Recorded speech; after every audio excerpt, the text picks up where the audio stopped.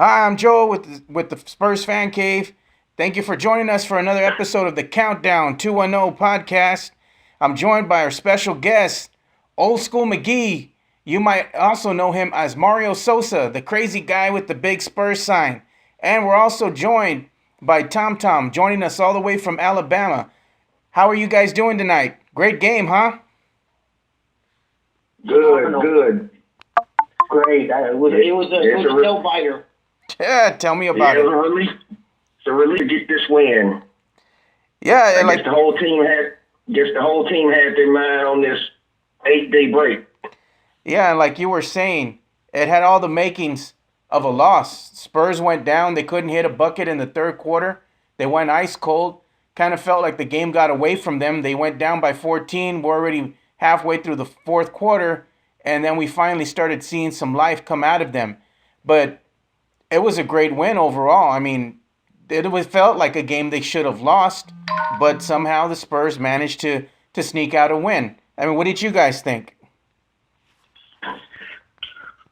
Well, what I saw, Joe, is I saw the Spurs coming out and Orlando. They were both playing some really good basketball in the very beginning, and the Spurs started pulling off a little bit. They started taking that lead, and it was almost like Popovich, got his players and he pulled them off and started putting them in the bench.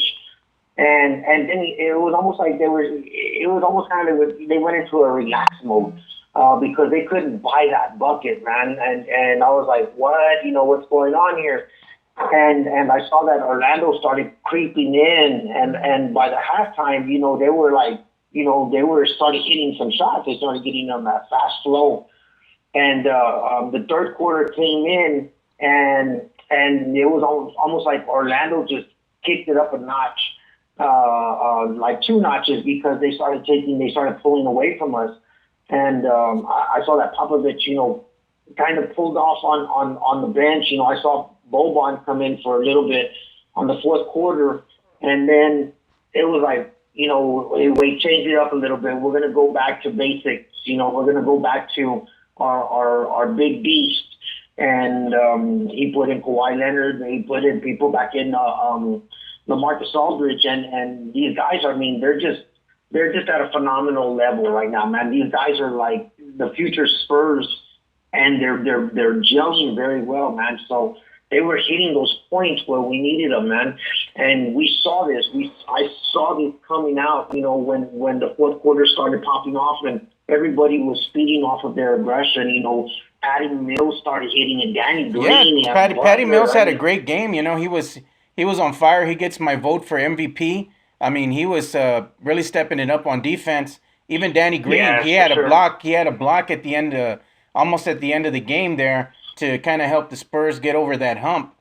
They kind of had some little mental lapses here and there on defense, and overall their effort on the offensive rebounding board was not there. They got exploited again on the offensive rebounds, and I think that's their Achilles heel. If I had to pick one thing about the Spurs that I think they can get exploited on night after night, it would have to be the offensive rebounds.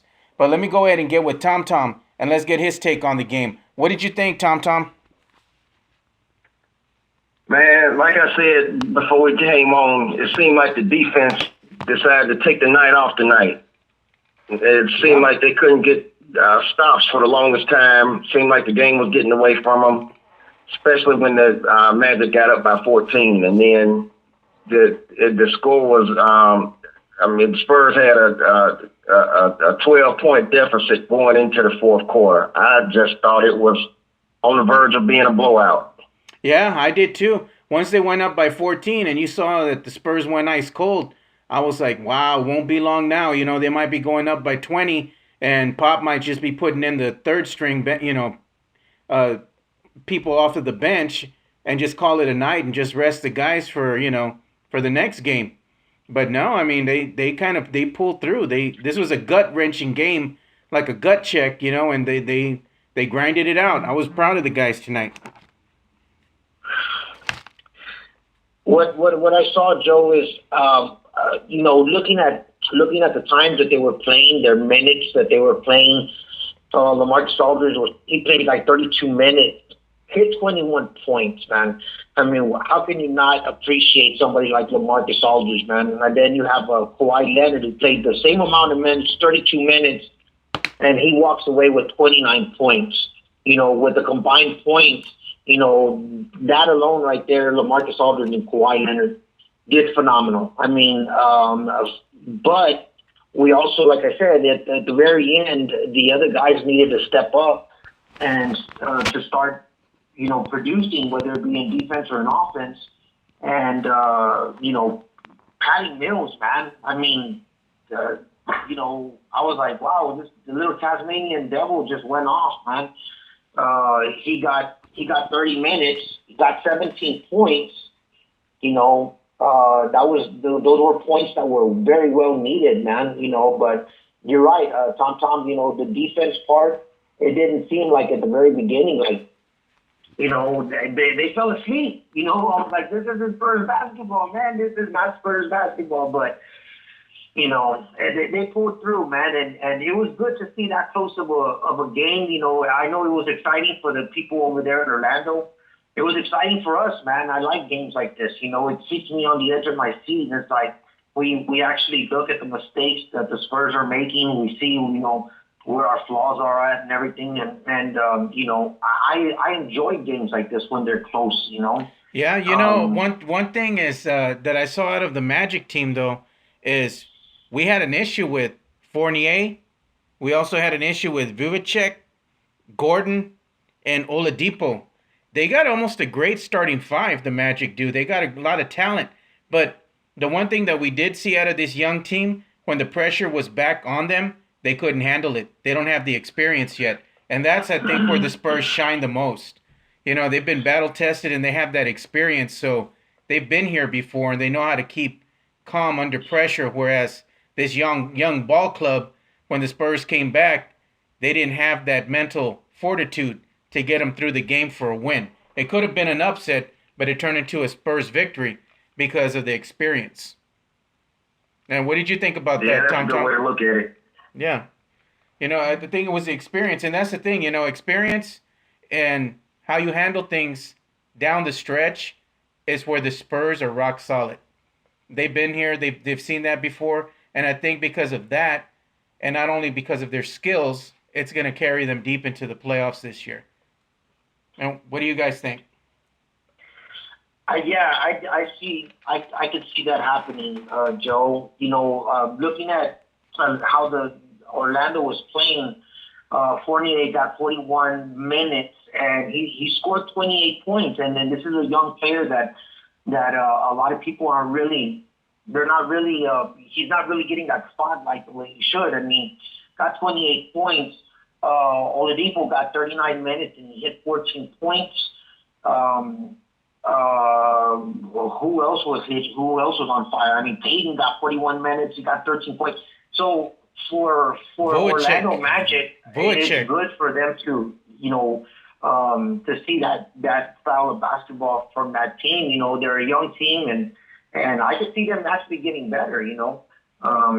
But with the Spurs, man, I mean, we got a good team this year, man. So, yeah, the play of the game, I think everybody would agree, was Kawhi Leonard pulling up and hitting the game-winning shot. I mean, I couldn't have ended it any better than that with 9/10 of a second left on the shot clock, and then the Magic just fling the ball nonchalantly down the court, and you have the other guy running down the other end of the court. What was his name? Peyton.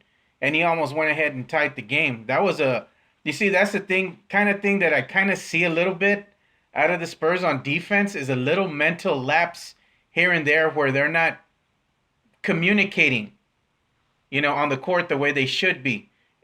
And I think it's because they have some new players out on the court. Some of these guys now that Manu Ginobili's been injured are coming out here, and they just need to learn to get in that mindset of communicate. Because if you can't communicate, you don't know what's going on the court, You got to trust in your teammates. So that's a little thing that I kind of, I noticed the last couple games. I don't know if, Tom, have you noticed the same thing? Yeah, I have.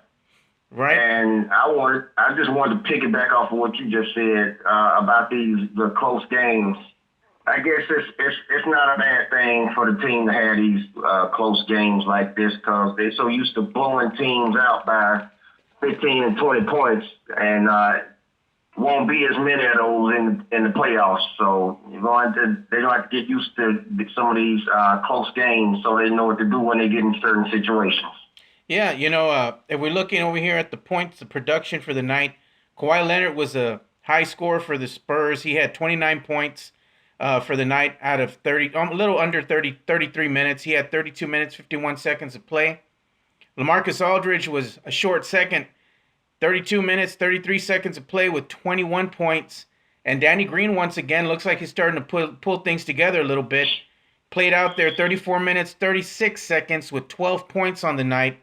And we also had contributions from Tim Duncan, even though he only played 18 minutes, 19 seconds. He had 5 points.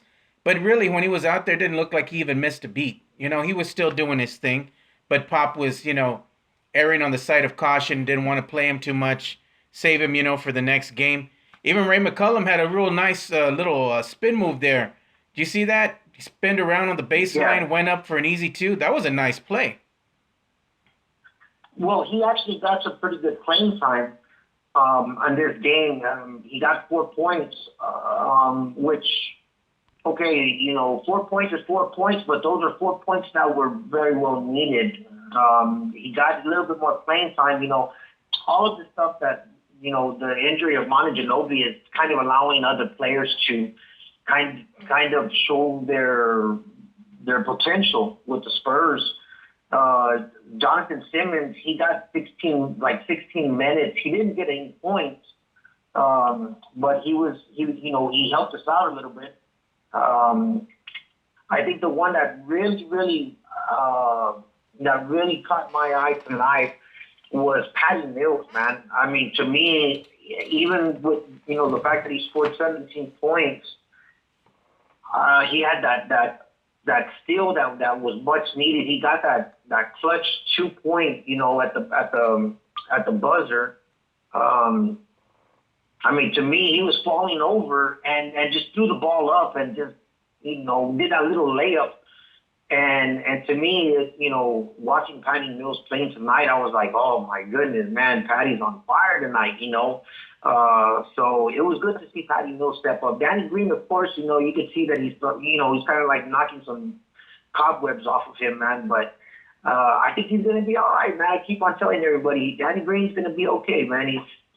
He'll be all right, Yeah, one thing that I just wanted to let everybody know that I just found out not too long ago is that Monty Williams, former San Antonio Spur, now he's an assistant coach over with OKC. Yeah, his wife passed away after a car accident.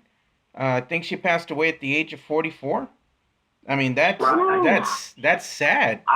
That's really sad. I was watching the game, Joe, and I was watching it and looking on my Facebook, trying to post some excitement for the Spurs fans, and I had a chance to look at that, and my heart and my prayers go out to Monty and the family. Our condolences, man. I mean, that's tough. They even asked Pop about that after the game, and he didn't want to talk about it, and they said that he looked like he was getting a little choked up because this is a former player and friend, and you don't want to see anything bad like this happen. It's tragic all around. But, Right. One thing that I did see coming over on the Twitter right now is that the Spurs have the best win percentage at All-Star break in franchise history. Their win percentage for the 2015-2016 season right now is .849. That's great. They're on par to set a record maybe this year as far as the most wins in franchise history. Wouldn't that be something? Yeah, that would be. That would be because the current record is 63-19 in the 2005-2006 season. Yeah, I mean that's amazing when we think of it, and we not only that, but I just want to give a big, congratulations and props to LaMarcus Aldridge, man. He came in the beginning of the season, and he looked like a little lost puppy out there on the court. You know, it was hard to watch. He had to get used to the new system, new players, and ever since he went ahead and got upset with himself and started closing out all his social media accounts. It's like he came out with some fire under him. He was disappointed in himself, and now that he's been playing angry, it's like night and day. Now he's playing like the NBA superstar we saw in Portland for 9 years. Right. You know, he's playing outstanding. What do you think, Mario? You know what? I knew that there was going to be an adjustment for LaMarcus Aldridge coming from Damian Lillard to being depended on in a different way over there with Portland, to coming with a team like the San Antonio Spurs, who are known for a lot of assists, a lot of passing. It's a lot of team playing basketball, you know, not just me playing basketball. So I knew that there was going to be a little bit of adjustment with LaMarcus Aldridge, but I also kind of knew at the same time that he was going to fit in just fine. Piece of the puzzle that the Spurs were missing, that he filled in that spot. And, you know, and you could see LaMarcus Aldridge really starting to step up and filling in those shoes where we need it. He's getting his confidence is what it is. He's getting his confidence. Yeah, for sure. Even David West is not going to be putting up those type of points when he was with Indiana, but he knows his role, he knows his position, he knows his spot, and he does fill in those little gaps where we need him also. So, hats off to LaMarcus Aldridge, you know, for stepping up to the plate and helping out our Spurs team. I mean, because we wouldn't be able to do this and have a record like this if it wasn't for LaMarcus Aldridge, you know, and for the other players that we have. It's not just LaMarcus Aldridge. I mean, altogether, the Spurs as a cohesive unit have been playing great team basketball. You know, no one player is better than the other, and they understand that, and they understand their roles on the team, and it's great to see that cohesiveness, you know, and them come together as a full-fledged team. You know, even the bench players are buying into the system, and they're coming out, and they're able to just come off the bench, even if they haven't played, you know, a lot of minutes, you know, in the regular season, but they're still able to come out and contribute, which is a great thing to see. Before we go any further, I want to pause for a couple seconds and recognize some of our sponsors. I want to give a quick shout out to our sponsors: Alamo Draft House, City Based Cinema, Game On, Mark Overton Lemon III, Ed Luna Photography, Sideliners, Grill and Native Grill and Wings, and also Rick and Rick Otaku Cafe. We appreciate you guys' support and everything you do. Another note, I wanted to let everybody know that we do have a watch party coming up on Thursday, February the 18th. This is going to be the game that the Spurs are going to play when they come back from the All-Star break. They're going to be playing the Los Angeles Clippers. It's a late tip at 9:30 p.m. We will be celebrating the Spurs Phenom birthday, his birthday, on that special day. We'll be at the main event on Highway 151. The Spurs Fan Cave will be arriving at 9 p.m. We invite everyone. If you want to come out and watch the game and be around a bunch of crazy fans, come out and have fun with us, take some pictures, and say hi. We look forward to seeing you guys out there. So I just wanted to give a quick shout out to that. Go ahead, Mario. What was I saying? I forgot. Go Spurs, go. It doesn't matter. It was a win. But next up for the Spurs. Go ahead. Tom, what did you think about tonight's game? You know, what did you feel about it?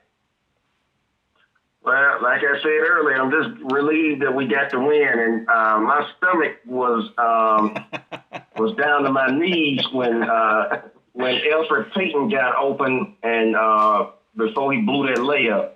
Oh man, yeah, I know what play you're talking about.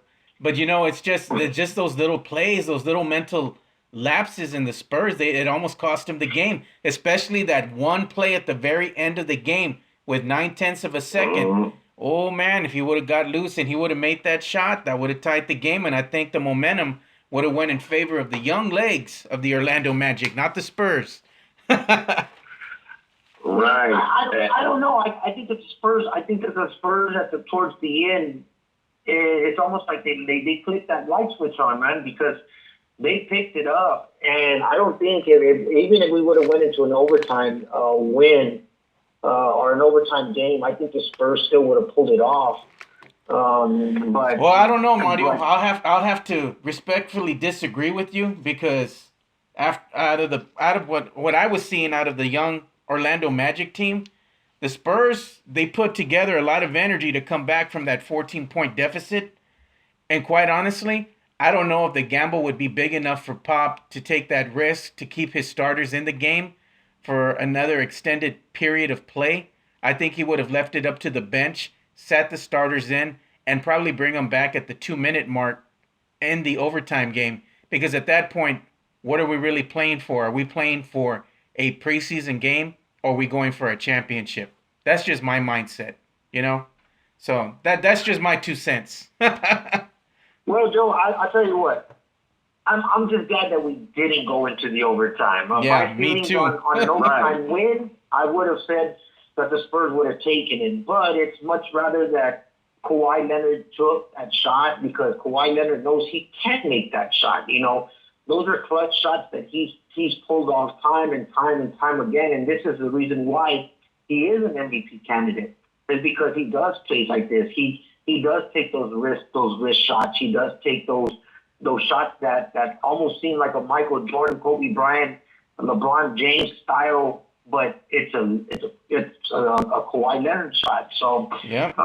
it was good that he was able to do that nice little crossover, which he's mastered, and then just pop it up and he hit it. You know, and we don't want to take a game into overtime, you know, because the chances are 50-50. You can win or you can lose, you know. Yeah, but one thing that I did like, that I've seen out of Kawhi Leonard this year, is the addition of the 3-point shot.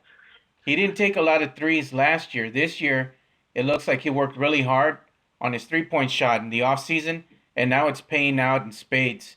I mean, he's way up there in 3-point shooting percentage, which is great. It just adds another facet or another weapon to his, offensive arsenal, which is great. Arsenal, yeah. But at the end of the day, the league is going to give the MVP to Stephen Curry.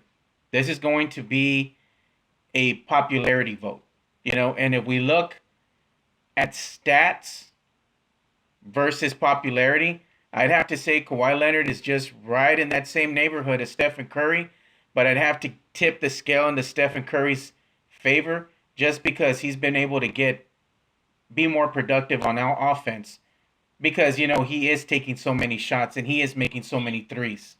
But it's kind of one of those one of those things, but no doubt Kawhi Leonard will be up there in the MVP voting.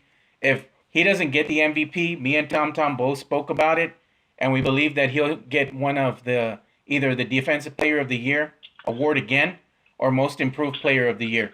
What did you think about that, Tom? Yeah, I'm sticking with that story. Yeah. I still believe he'll either get Most Improved or repeat of Defensive Player of the Year or both. Yeah, I wouldn't doubt that. Now, at the end of the day, what really counts is if he can repeat as Finals MVP. Yeah, true that. I'd rather have the Finals MVP. Yeah. Yes. Yeah. Yes. Because the Finals MVP also comes with a championship trophy. A sixth championship trophy. We definitely want that one. Yes, MVPs. sir. I mean, LeBron James has got some MVPs, but how many championships does he have? So it looks better to walk away with his gold. He got as many Finals MVPs. He got the same amount of Finals MVP. I mean, he's got the same amount of MVPs as Finals losses. Yeah, he does. That's true. He does. That's true. Hey, you know what I was going to talk to you guys about? It looks like at this next leg of the rodeo road trip, the Spurs are going to be making a stop in Los Angeles. And here's the irony in it. The Spurs are going to be playing the Los Angeles Clippers. They play the Clippers on the 18th. Now, It's humorous to me, and I don't know if you guys find the irony in it too. They get to play the Clippers on the 18th. They'll be in the Staples Center. The next day they play the Lakers in the Staples Center. Am I the only one that finds this funny? Yeah, I was trying to figure out the connection between it myself. That's like you don't have to go anywhere. You're just gonna stay in LA, and the next day, instead of going into the Staples Center to play the Clippers, they're just gonna change all the banners and stuff and put the Lakers, uh, banners up and everything. But it's still the Staples Center. It's still the same city. It's just humorous to me. I talked Yeah, about same this. building. Yeah, the same building. I talked about this with Thomas, the Spurs dude, Vega, the other day, and I was like, I think it's time that the Clippers actually got themselves their own arena. I mean, this Yeah. just is just ridiculous. They need to have the Lakers at the Staples Center, and they need to build another arena and put the Clippers somewhere else. Because why are both teams sharing the same arena?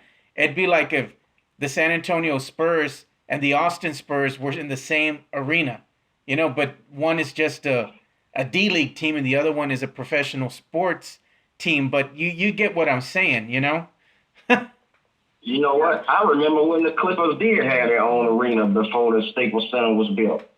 That's what I'm saying. They played in, yeah, they played in the LA Sports Arena, and the Lakers played in the Forum.